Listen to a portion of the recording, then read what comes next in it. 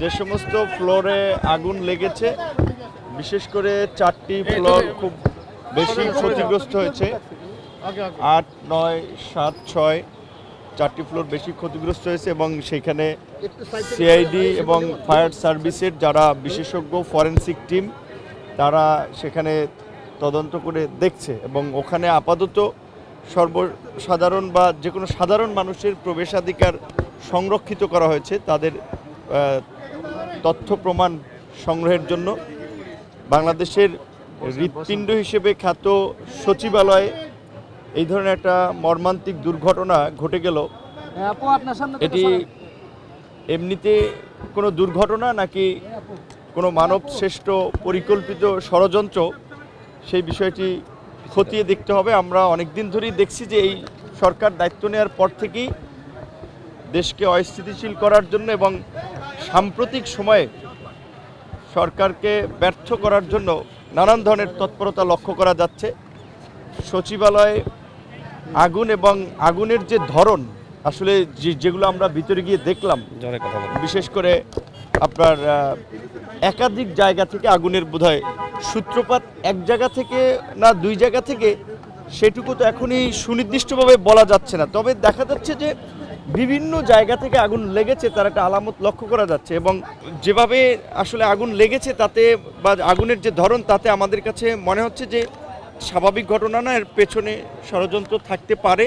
বাহ্যিক ক্ষয়ক্ষতির চেয়ে অবকাঠামোর ক্ষয়ক্ষতির চেয়ে ওখানে তো অনেক ধরনের সব মিনিস্ট্রিরই গুরুত্বপূর্ণ ডকুমেন্ট রয়েছে, যেহেতু ওখানে প্রায় আপনার 5-6টা মিনিস্ট্রির মতো ছিল। কিছু ক্ষেত্রে বিশেষ করে শঙ্কার জায়গা, যেটি আমাদের উপদেষ্টারাও বলেছেন যে তারা ইতিমধ্যেই বিগত সরকারের আমলে যে সমস্ত প্রজেক্ট এবং বিশেষ করে দুর্নীতি লুটপাটের একটা মহামারীর ঘটনা ছিল সেগুলো নিয়ে তারা বেশ কিছু তদন্ত এবং তথ্য প্রমাণ সংগ্রহ করে কাজ শুরু করেছিলেন।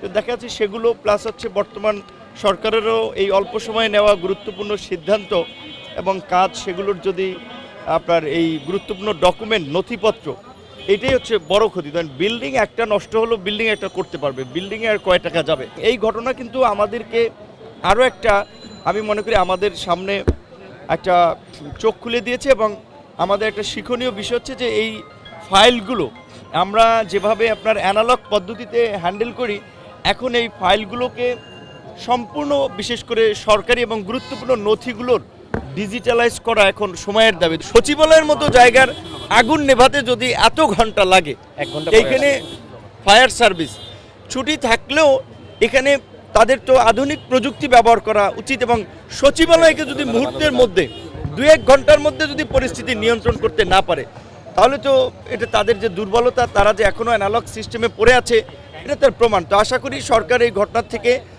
বিশেষ করে শিক্ষা নিয়ে আপনার আমাদের নথিপত্রগুলোকে ডিজিটালাইজ করা এবং ফায়ার সার্ভিসকে মানদাতার আমলের যন্ত্রপাতি ব্যবহার থেকে কিভাবে আধুনিক যন্ত্রপাতিতে নিয়ে আসা যায় এবং আরও প্রশিক্ষিত করা যায় সেই দিকে নজর দেবেন এবং এই ঘটনার অতি দ্রুত একটা সঠিক এবং স্বচ্ছ তদন্ত জাতির সামনে উপস্থাপন করবেন। আমরা তদন্তের নামে যেন কোনো কালক্ষেপণ না হয় এবং তদন্ত যেন আবার সেই ঝুলে না থাকে আমলাতন্ত্রের ফাইলের মতো। অনতিবিলম্বে আমরা এর একটা সঠিক আপনার তদন্ত দেখতে চাই এবং আশা করি সরকার সেটি করবে।